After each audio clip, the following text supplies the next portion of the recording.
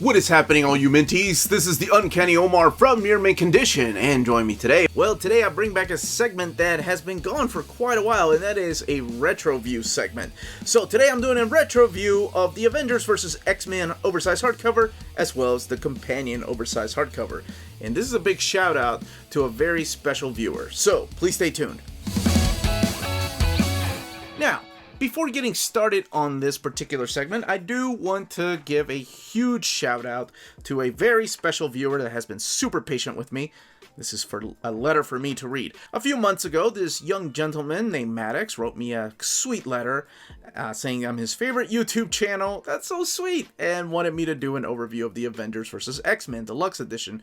Now, he asked for a paperback, but I don't have the paperback version. I do have the oversized hardcovers. And I promised him, and when I see him on the Saturday chats, I always remind him that it's coming. Well, here it is. Now, as I was wrapping up my X-Men Reading Order Part 2, I wanted to take time to get these out because these were, I think, were included in Part 4 of the X-Men Reading Order, and I never did get to do the overview of them. And then as I was pulling out books for the 6th and final part, whoo, that thing has whooped my butt, I was reminded that because of this letter that I had up there to go ahead and do this. So this one's for you, Maddox, who has his own YouTube channel, and that is MadBoy52. So everybody should go show him some love. So here it is. Let's do an overview of these books.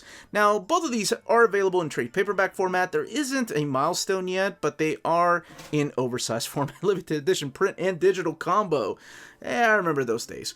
All right, so let's take a look at them under the dust jacket. These have only had one printing. It's pretty interesting that the Companion actually has art on the board, and the art is beautiful. It's actually the Phoenix Force. Whereas the Avengers vs. X-Men oversized hardcover just has this right here. It's this blue fake leather look. So let's get this open and talk just a little bit about it. So here we go with AVX. Now, like I mentioned, these are also available in trade paperback, and even though these are out of print, as of this video, they're pretty easy to find in oversized hardcover. They're not that expensive. So this does collect AVX .1 or the Marvel .1 issue, just material from there, as well as Avengers vs. X-Men, all the Infinite comics. And the Avengers vs. X-Men is issues 0 through 12. And then AVX 1 through 6. That is what you can find in here. There's an introduction by Phil Brooks, who is CM Punk, and here's the .1 issue of Nova, pretty much warning everyone here on Earth that the Phoenix Force is coming. So very similar to what happened in the pages of Infinity Gauntlet when Silver Surfer showed up telling people Thanos is coming. Well, this is pretty much the Phoenix Force is coming.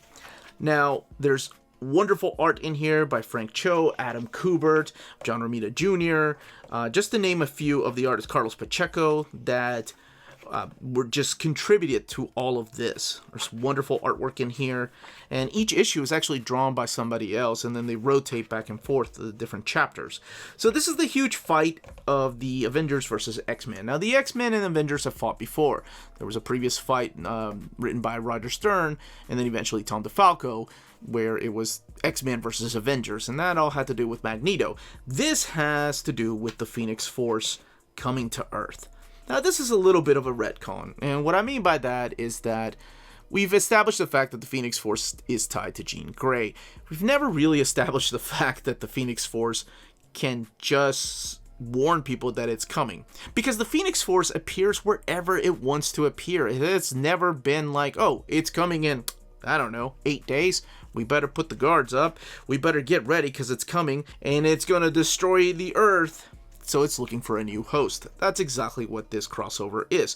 Now, everybody assumes in this crossover that the new host is one of the X-Men, and one of the X-Men is named Hope, the young baby that was born during the Messiah complex that grew up with Cable in the future. So the Avengers are trying to get to Hope and trying to destroy the Phoenix Force.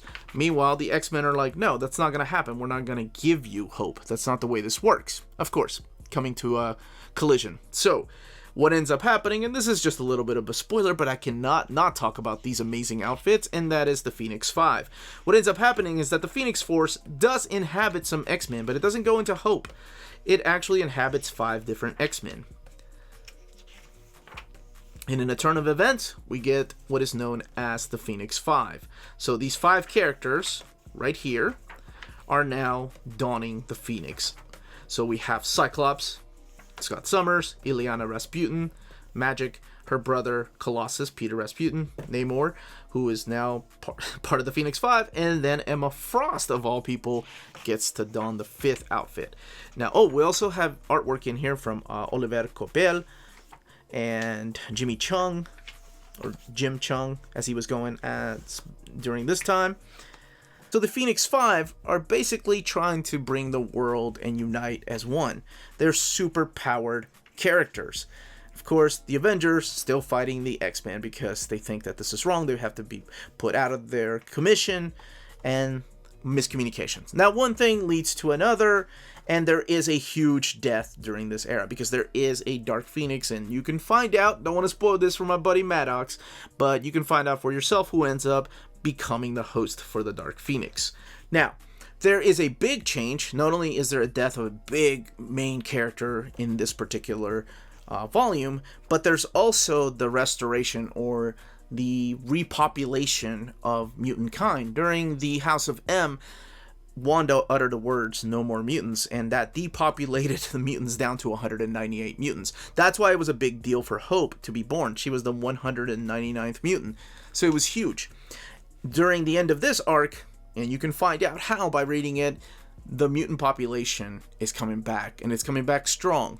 And it's a pretty unique way and a unique twist. Now we're going to look at the extras in the back, because there were plenty of variant covers. So you have some variants here by Jim Chung, Scotty Young, of course. All these are variants. Keep in mind, this isn't even the companion. We're going to look at the companion here in a second.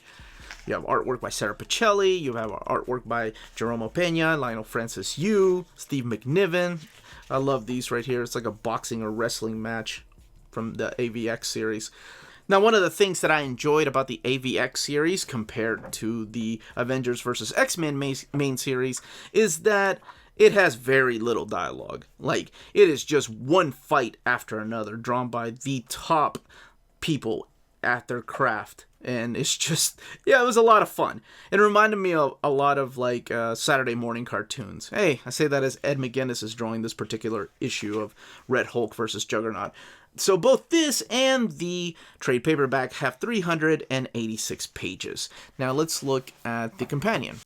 So here's the companion, again with that Phoenix on the front, on the back, and the spine. And what's interesting is that I mentioned the OHC of Avengers vs. X-Men, pretty much the main story, is 386 pages, whereas this is 1,112 pages. And here's all the contents. You get Uncanny X-Men, you get issues. Well, actually, let's talk a little bit about that. So you have Uncanny X-Men here. So this is the Kieran Gillen run. So it's Uncanny X-Men Volume 2, really. And that is issues 11 through 20. You have Avengers Academy 20 through 33, or 29 through 33. Secret Avengers 26 through 28. Avengers 25 through 30, New Avengers 24 through 30, X-Men Legacy 266 to 270, Wolverine and the X-Men 9 through 16, and AVX Consequences 1 through 5, which is the aftermath, as well as the A-Babies versus X-Babies, I think it's what it's called. Those are all collected in here. So again, you have artwork in here from Mike Deodato Jr., you have artwork in here from John Romita Jr., Steve McNiven, Chris Bacalo. Oh my gosh, I forgot Nick Bradshaw. So there's a huge chunk of Wolverine and the X-Men collected in here. Avengers Academy, this is the stuff by Tom Grumet. Really hope one day we get an oversized hardcover or at least an omnibus of that stuff. And then we get the Consequences. Now, Consequences has a very popular quote in it by a certain t-shirt that Quentin Quire is wearing. Just flipping some more through here so I don't spoil anything. But you also have some matches here that were just years in the making, and such as the case of Miss Marvel, or I'm sorry, Carol Danvers versus Rogue during this time. And oh, this artwork right here is so gorgeous. I want to say, is this Jorge Jimenez, if I'm not mistaken? Perhaps it's... No. It's Jorge Molina. That's right. Jorge Molina's artwork is freaking stunning in this. Holy crap. Holy moly. That is gorgeous. Perhaps it's also the colors here. But these are issues of Wolverine and the X-Men, so there's a huge chunk of that in here. That's when I was doing my reading order. I would tell people, hey, stop reading X-Men and go back and read Wolverine and the X-Men and then go and read AVX, because it's such a big event that I didn't want the big thing that happens here to spoil what happens in that omnibus by Jason Aaron. Now, let's keep flipping through here. Trying to show some pages back here from Consequences and not showing what exactly happened. Kind of been a difficult task, so I'm just showing some of the artwork from back here in Consequences, the little mini-series. And then we have Avengers A-Babies versus X-Babies. Now, all of this, except for this, which is not canon, all of this leads into the Marvel Now era, or the Brian Michael Bendis era of X-Men, where we get all new X-Men and Uncanny X-Men written by Brian Michael Bendis because of the events that happen in this particular story. But here it is. Here's what the books look like. And as far as the binding of each of these, here's the companion. It is sewn binding. And there's that eye. Big eye. And then the main oversized hardcover, which is actually glued binding. And that, as they say, is that. And that was the content, the page count, and the build of these hardcovers. Now, these are, like I said, available in trade paperback format, and I'm sure there's going to be a milestone of these, but this is what the oversized hardcovers are like. Again, this was the Uncanny Omar, and a big shout out to Bad Boy 52 for recommending this.